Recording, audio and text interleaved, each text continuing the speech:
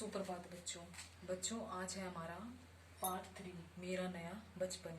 यह कवयित्री सुभद्रा कुमारी चौहान द्वारा लिखित है। सुभद्रा कुमारी चौहान ने इसका बहुत ही सादगी और भावपूर्ण चित्रण किया है बचपन का। बेटा इसमें उन्होंने बताया कि किस प्रकार बचपन के साथ उनकी सारी खुशियाँ चली गई। बचपन में वो निडर होकर खेला कूदा करती थी। बचपन में बहुत ही सादगी के साथ रहती थी। वे किस प्रकार उन्होंने झोपड़ी और फटे हुए कपड़ों में भी रानी जैसा वो महसूस करती थी। बेटा उन्होंने बताया कि किस प्रकार उन्होंने खूब दूध पिया और जब अंगूठा चूसती थी तो उन्हें अमृत जैसा स्वाद महसूस होता था। उन्होंने बचपन की अपनी तुलना सभी तुलनाओं से परे बताई है। भी किसी भी वस्तु के साथ उसकी तुलना नहीं कर सकते। बेटा दूसरे स्टेंज में उन्होंने बताया था कि किस प्रकार उनकी जब छोटी सी बिटिया उनके सामने उनको मिट्टी खिलाने के लिए आती है तो उसके चेहरे पे एक भाव होता है कि माँ मिट्टी खाएगी या नहीं।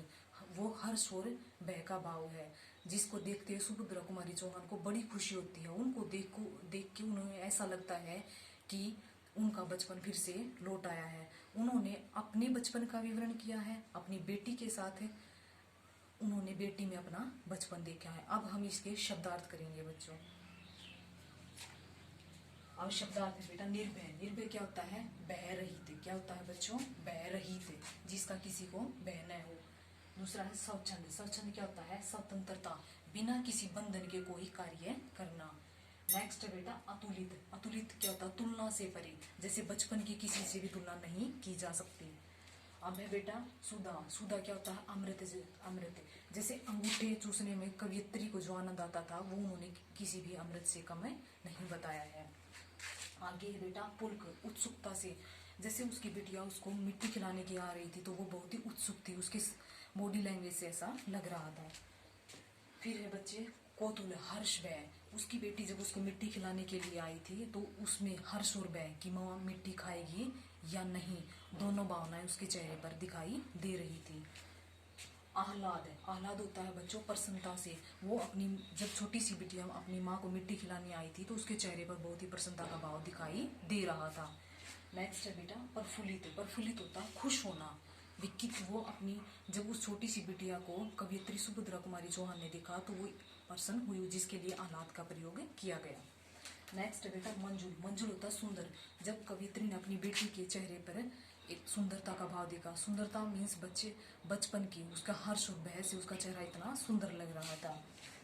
नेक्स्ट बेटा बचपन। बचपन क्या होती है? बाल्यावस्था, जिसका वर्णन कवयित्री ने अपनी इस कविता में किया है।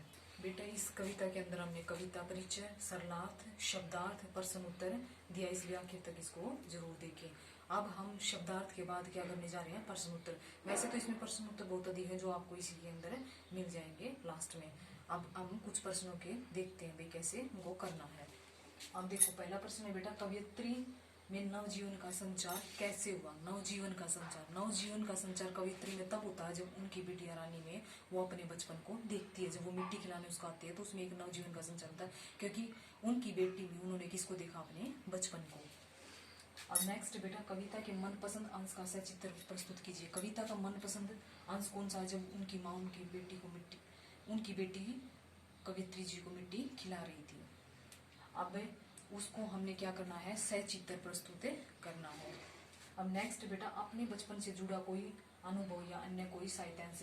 अब बच्चों आपके बचपन में से भी बहुत सारी ऐसी हैं चीजें जो मिल जाएंगी हमारे बचपन में भी। अब हम ऐसा कोई कॉमन लेते हैं जो अब हम लेते हैं मदर टेरेसा जी का उदाहरण। मदर टेरेसा जी एक बार बचपन में एक छोटी सी चिड़िया को चोट लग गई थी। तब उन्होंने चिड़िया की मरहम पट्टी की। जब वो ठीक हो गई तो उसको उड़ने के लिए बाहर छोड़ दिया।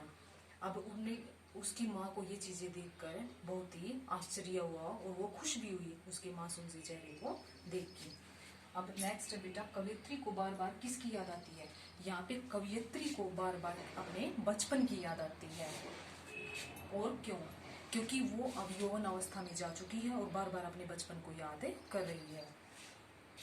कविता के भाग 1 और 2 में अंतर या समानता। बेटा देखो कविता के पहले संदर्भ में क्या दिया हुआ है कि कवयित्री अपने बचपन को याद कर रही है। भाई किस प्रकार वो खेला कूदा करती थी, मतलब अपनी क्रियाओं को याद कर रही है। और दूसरे स्टेंज में क्या दिया हुआ है कि उनकी बिटिया में वो अपने बचपन को देख रही है। अब समानता क्या है? दोनों बचपन है। और असमानता क्या है? पहले में वो अपने बचपन को देख रही है, दूसरे संदर्भ में किसको देख रही है, बिटिया के बचपन को, और समानता क्या है, दोनों में ही वो अपने बचपन को ढूंढ लेती है।